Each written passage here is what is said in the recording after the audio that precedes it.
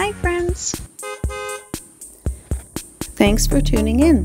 If you like this video, please give it a like, comment below, and take a moment to subscribe to our channel.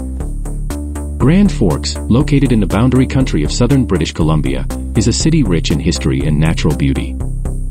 Located at the confluence of the Kettle and Granby rivers, it is approximately 124 kilometers east of Osoyoos and 140 kilometers west of Nelson. The city's history dates back to the late 19th century when the discovery of copper at nearby Deadwood and Phoenix led to rapid growth. In 1900, the Granby Company opened a smelter in Grand Forks, employing 400 men and processing about 3,500 tons of ore per day. However, after World War I, the price of copper dropped, and the smelter closed in 1919. During this period, the fertile valleys surrounding the town were settled. Today, Grand Forks is known for its vibrant art scene, with several galleries showcasing local talent.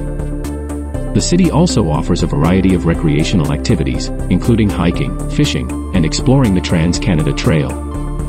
Grand Forks is a city that blends its rich historical roots with a vibrant community and abundant natural beauty, offering a unique experience for residents and visitors alike.